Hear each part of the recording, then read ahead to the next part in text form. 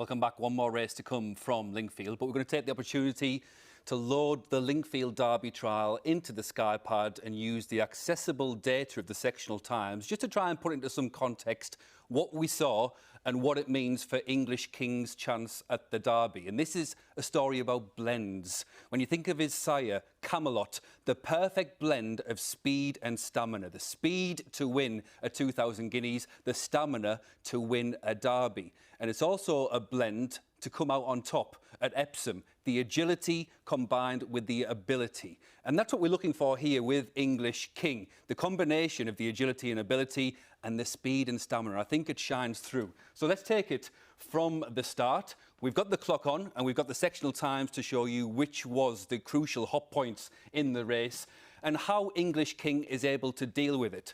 So you can see that he is out in line with the rest, but I think on purpose in the yellow cap, Tom Marquand just decides to sit off that pace. That's a plan from the beginning.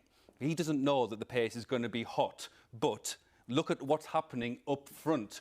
We've got this line of horses who are just together all around here, desperate to get to the lead in front. And look at where Tom Marquand finds himself at this point. He's very happy with that scenario because he's sitting off the pace. So what is the pace? And the beauty of this is we've got the earlier Lingfield Oaks trial to compare each sectional with the other. And that's the beauty of sectional data, in that sometimes your eyes fool you. When you look at that picture, you will see several jockeys fighting the horses' heads. You will see a well-bunched field. But what the sectional times tell us, the very first one, is that we're dealing in a fast pace. The first meaningful sectional, 11.5 seconds, and that is faster, significantly faster than the fillies in that section in the Oaks trial. So as we roll this forward, we get the idea of a race with a really high threshold. And back to that point I was making about the blend of speed and stamina, this is already a race that is going to test stamina to the nth degree. Next furlong, again in the red, faster than you expect for a sort of similar race at this track and trip at this stage. And again, it's worth highlighting that your eyes can sometimes fool you, because right now you think that all of the jockeys are happy with where they are in the race. A third successive fast sectional. So when you see where the winner is, Tom Marquand, ideally placed given how the race is panning out. We've got the pace on up front. We've got his main rival in his sights, which is Berkshire Rocco, and that's the key horse to tag onto for the rest of the race. So the story of the first part of the race is that in the course of the first 5 furlongs, these colts went almost 2 seconds faster to that point than the fillies in the Oaks trial. And that's significant because it tells us that stamina was really tested here at Lingfield, and stamina ultimately is what you need when it comes to the Derby. So let's cut to the finish.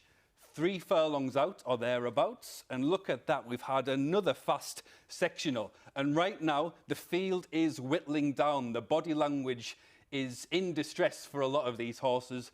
There's your favourite, that's Berkshire Rocco, but look at how Tom Marquand has eyes on him. And the question now is, what will English King find in the finish? Because this is the crucial juncture. The pace has been hot, it's been hectic, the threshold has been really high, and stamina is tested. This is a test of courage as well as class. So how about this from what English King is able to deliver?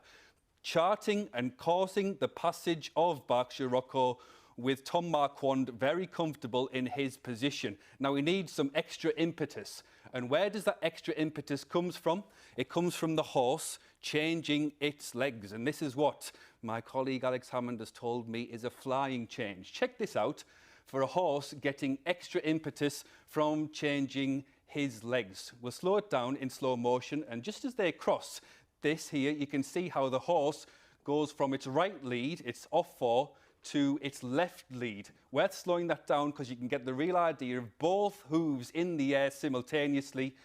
and that's the horse changing its lead, changing its leg. We're back to that point of agility and balance, which is all important. And the upshot of that change is him literally and figuratively changing gear, running away from Berkshire Rocco with the rest in his jet wash in behind. And how about this for a final closing statement from English King? We know the threshold was high, we know the stamina test was at a premium, and despite all of that, he's able to post an 11.87 final furlong sectional, which is fast under any circumstances, but especially fast and especially impressive given the context of what went on. So we started this talking about balance and about that blend of speed and stamina. The race-tested stamina, he passed that test with flying colours.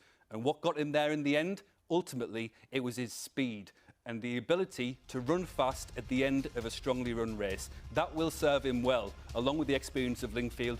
When it comes to Epsom, we had Anthony van Dijk go on from this race last year to win the Derby itself. I wonder, and I even think, that we might just have it 2 years in a running, because that was so impressive for so many reasons. For the blended king, the English King, he's all sights now set on the Derby path.